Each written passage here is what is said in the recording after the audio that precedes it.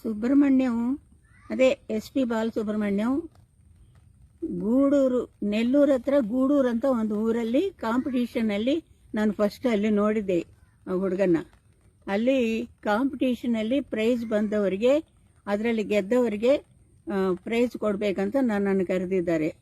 ನಾನು ಮೆಡ್ರಾಸಿಂದ ಗೂಡೂರು ಹೋದಿ ಪ್ರೈಸ್ ಎಲ್ಲ ಕೊಟ್ಟೆ. ಅವರು ಹಾಡಿಸಿದ್ದಾರೆ, ಪ್ರೈಸ್ ಬಂದವ್ರನ್ನ ಹಾಡಿಸಿದ್ದಾರೆ. ತುಂಬ ಬಾಲಸುಬ್ರಹ್ಮಣ್ಯಂ ತುಂಬ ಚೆನ್ನಾಗಿ ಹಾಡಿದ್ದಾನೆ. ಅದು ಒಂದು ಒಳ್ಳೆ ಸಾಂಗು, ತುಂಬ ಚೆನ್ನಾಗಿ ಹಾಡ್ತಾನೆ. ಒರಿಜಿನಲ್ ವಾಯ್ಸಲ್ಲಿ ಯಾರನ್ನ ಕಾಪಿ ಮಾಡದೆ ತನ್ನ ದೇವರು ಒಂದು ಗಂಟ್ಲು ಕೊಡ್ತಾರಲ್ಲ ನಮಗೆ, ಆ ಗಂಟ್ಲಲ್ಲಿ ಒರಿಜಿನಲ್ ವಾಯ್ಸಲ್ಲಿ ತುಂಬ ಚೆನ್ನಾಗಿ ಹಾಡಿದ್ದಾನೆ. ನಾನು ಹೇಳಿದೆ, ನೀನು ಈ ಸಿನಿಮಾನಲ್ಲಿ ಹಾಡ್ರೆ ನೀನು ತುಂಬ ಬ್ರಹ್ಮಾಂಡವಾಗಿ ಒಳ್ಳೆ ಹೆಸರು ಬರುತ್ತೆ ಅಂತ. ಅವನು ಇದುವರೆಗೂ ಅದು ಎಲ್ಲೆಲ್ಲ ಸ್ಟೇಜ್ ಮೇಲೆಲ್ಲ ಹೇಳ್ಕೊಳ್ತಾನೆ ಇರ್ತಾನೆ, ಜಾನಕಮ್ಮ ಹೇಳಿದ್ದಾರೆ, ಅದರಿಂದಾನೆ ನಾನು ಬಂದಿನಂತ. ಎಷ್ಟೋ ಜನರಿಗೆ ನಾವು ಹೇಳ್ತೀವಿ ಚೆನ್ನಾಗಿ ಹಾಡಿದ್ದೀವಿ ಅಂತ, ಎಲ್ಲರೂ ಬರ್ತಾರೇನು? ಅವರಿಗೆ ಟ್ಯಾಲೆಂಟ್ ಇದೆ, ಅದೃಷ್ಟ ಇದೆ, ದೇವ್ರ ದಯೆ ಇದೆ, ಬಂದರು ಅಷ್ಟೇ. ನಾನು ಹೇಳಿದ್ದೆ ಅಂತ ಬರಲಿಲ್ಲ. ಸರಿ, ಅದಿರಲಿ. ಅವ್ರು ಮೆಡ್ರಾಸ್ ಬಂದದ್ರಿಂದ, ಬಾಲಸುಬ್ರಹ್ಮಣ್ಯ ಮೆಡ್ರಾಸ್ ಬಂದದ್ರಿಂದ ನಾವು ಸೇರಿ ಎಷ್ಟು ಡ್ಯೂಯೆಟ್ಸ್, ಎಷ್ಟು ಸಾಂಗ್ಸ್ ಹಾಡಿದ್ದೀವಿ ಗೊತ್ತಾ? ಹಾಡ್ತಾನೆ ಇದ್ದೀವಿ. ಇದುವರೆಗೂ ಎಷ್ಟೋ ಸಾಂಗ್ಸ್ ಹಾಡಿದ್ದೀವಿ. ಅದು ತೆಲುಗು, ತಮಿಳ್, ಕನ್ನಡದಲ್ಲಂತೂ ಎಷ್ಟು ಒಳ್ಳೆ ಡ್ಯೂಯೆಟ್ಸು, ತುಂಬ ಒಳ್ಳೆ ಡ್ಯೂಯೆಟ್ಸು. ಎಷ್ಟೋ ಸಾವಿರ ಸಾಂಗ್ಸ್ ಹಾಡಿದ್ದೀವಿ ನಾವು. ಕನ್ನಡ, ತೆಲುಗು, ತಮಿಳ್, ಮಲಯಾಳ ಕೂಡ ಹಾಡಿದ್ದೀವಿ, ಹಿಂದಿ ಕೂಡ ಹಾಡಿದ್ದೀವಿ ನಾವು. ಅಂದರೆ ಕನ್ನಡದಲ್ಲಿ ತುಂಬ ಒಳ್ಳೆ ಡ್ಯೂಯೆಟ್ಸ್ ಹಾಡಿದ್ದೀವಿ. ಅದು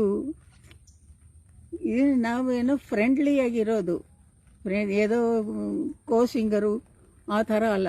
ನಾವು ಫ್ರೆಂಡ್ಸ್ ಆಗಿದ್ದೀವಿ.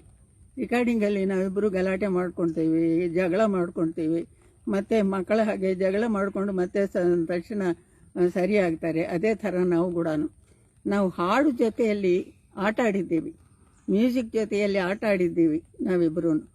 ಒಂದು ಪೋಟಿ, ಇಬ್ಬರಿಗೂ ಕಾಂಪಿಟೀಷನ್, ನೀನು ಚೆನ್ನಾಗಿ ಆಡ್ತೀಯ, ನಾನು ಚೆನ್ನಾಗಿ ಆಡ್ತೀಯನ, ಆ ಥರ ಆಡಿದ್ದೀವಿ ನಾವು.